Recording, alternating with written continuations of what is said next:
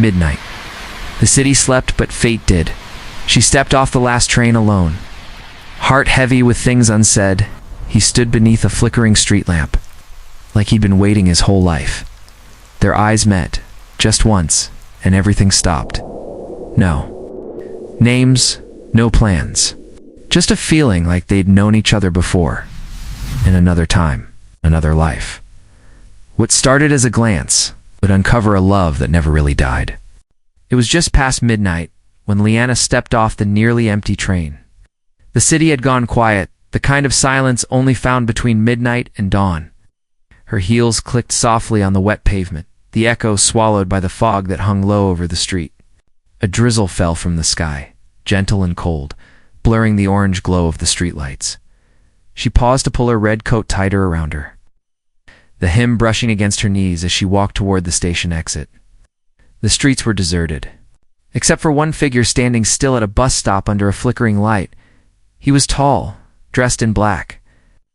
A wool coat hugged his frame and his hands were tucked into his pockets. Wasn't moving, just standing there, staring into the night like he was waiting for something or someone. Liana glanced at him, just for a moment. But the moment was enough. Their eyes met.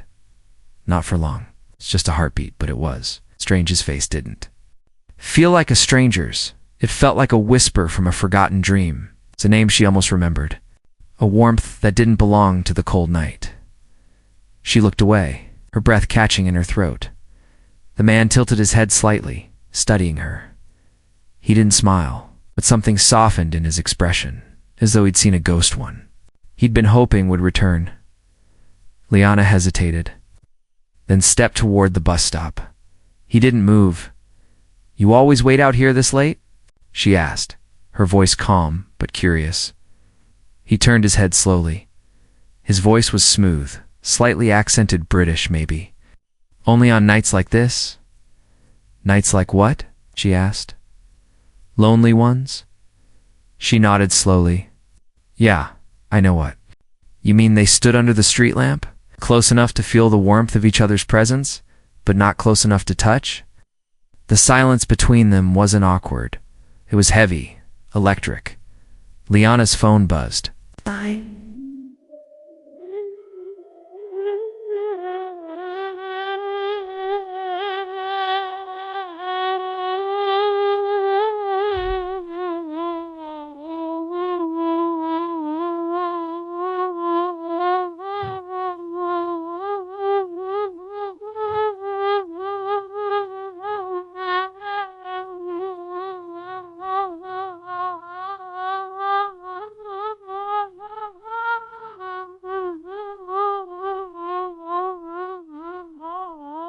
Well, when it were wine, why we were why would want to grab when a friend made it home safe? She didn't reply. Instead, she glanced back up at the man and said, "You know, it's weird. I don't usually talk to strangers."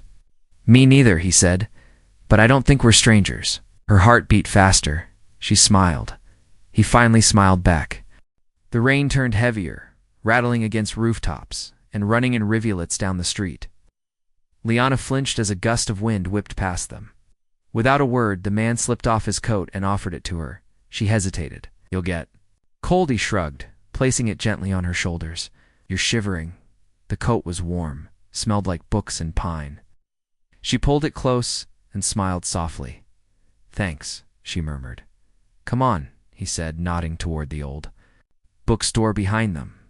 Its faded blue sign read Whitaker and Sons, 1923. Light flickered faintly through the frosted glass. They stepped beneath the awning and pushed open the door. A bell chimed softly overhead, the sound nostalgic like something from a different era. Inside the shop was warm and hushed. Wooden floors creaked under their steps. Tall, worn shelves stood like guardians, stacked to the brim with forgotten stories. An old man dozed at the counter, spectacles slipping down his nose. Liana took a deep breath. "It smells like childhood. It smells like memory," he added. They walked slowly, side by side, the silence between them stretching comfortably. Neither knew why they were still here, but neither wanted to leave. She stopped at a shelf of poetry. Her fingers traced the spine of an old navy blue book titled A Quiet Madness. She pulled it down. It opened to a random page-in. Something fluttered to the floor, a pressed violet. Liana knelt and picked it up. Strange, she whispered. These were my favorite flowers when I was a kid. Adrian froze. What? My mother planted. Violets in our garden. Said they were for the souls we never got to say goodbye to. Liana looked up sharply. Their eyes locked again. That feeling like falling through time washed over them. They said nothing, but stepped closer. Her fingers still held the violet. His hand gently covered hers. I don't even know your name, she said. Adrian. Liana. They smiled. And then without thinking, without planning, he leaned in, just slightly. She didn't pull back. Their lips brushed. Just once. Soft. Searching, they pulled away slowly. No rush, no regret.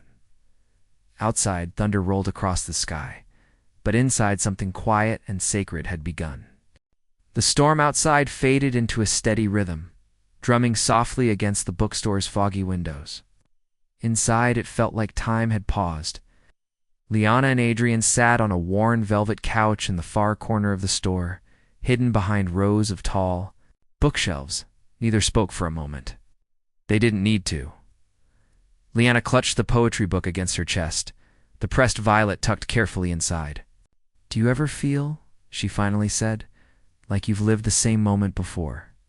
Adrian looked at her. All the time. She turned her head. Like this moment. He gave a slow nod. Exactly like this. She smiled, but it was sad.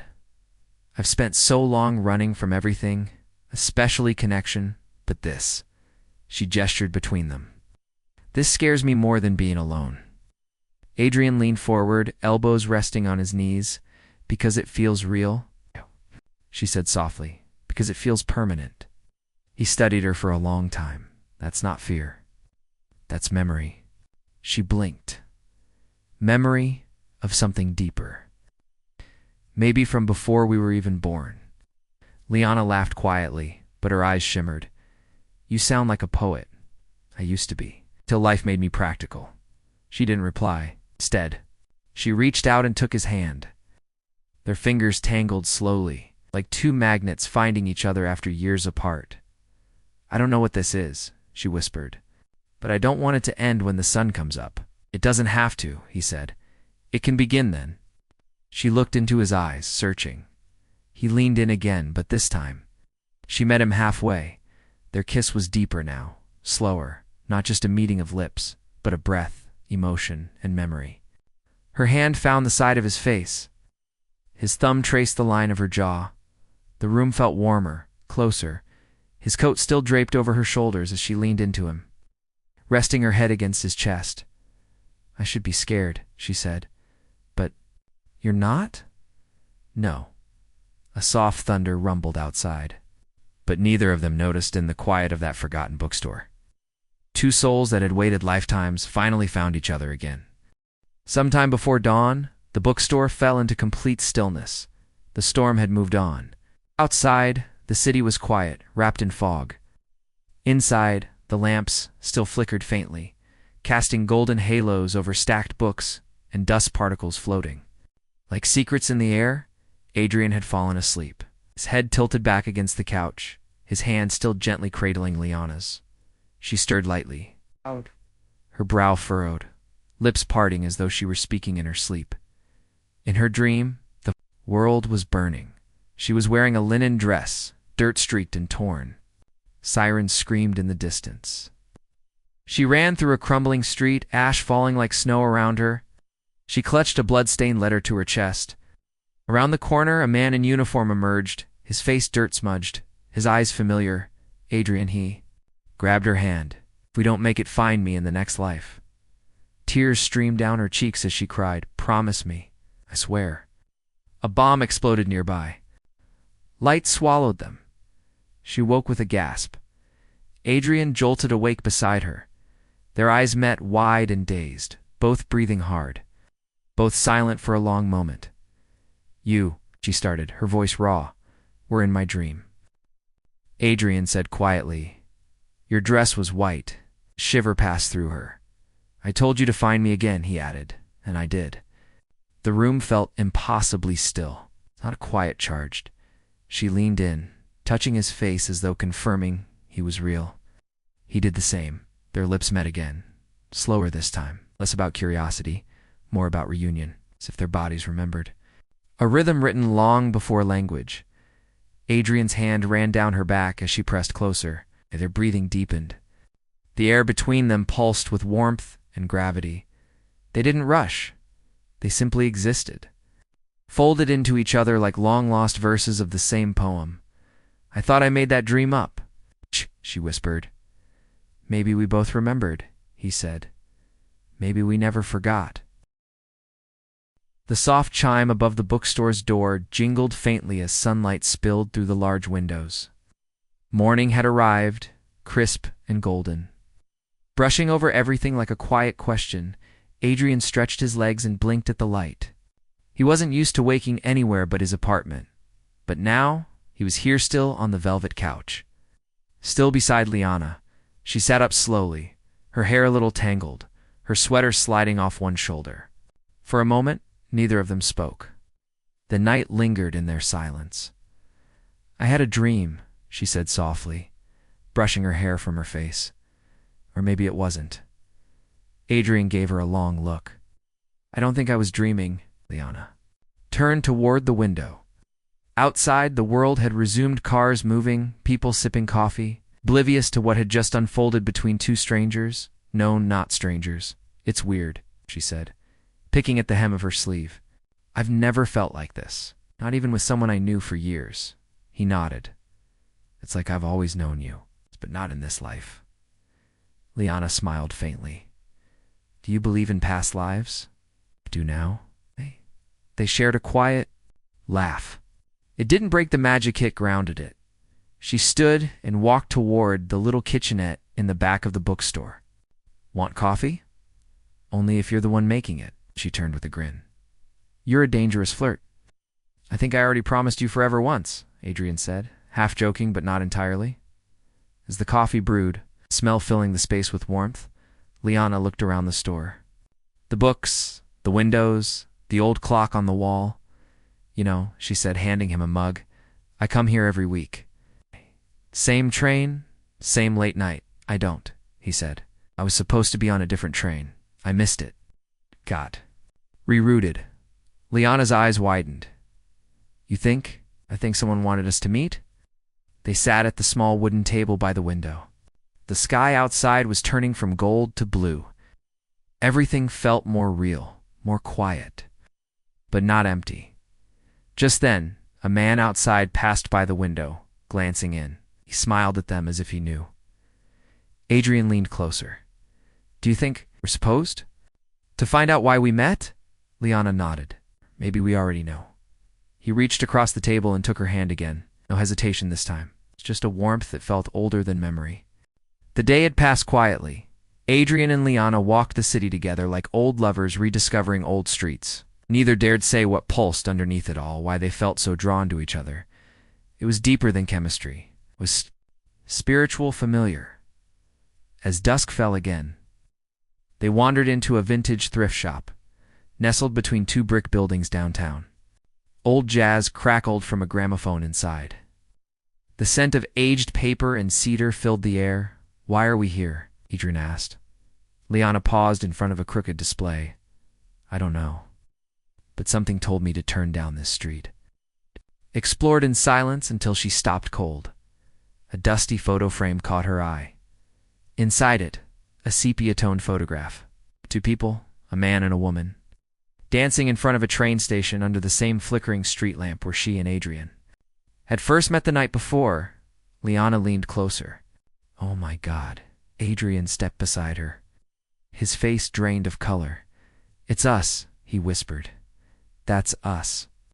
The woman in the photo had Liana's eyes, her face, her expression. The man, tall and broad-shouldered, held her in the exact same way Adrian had held her under that lamp. Same smirk, same posture. The photo was dated June 3rd, 1947. But that's impossible. She breathed. Adrian gently took the frame from the shelf, his hands shaking. Unless this really has happened before?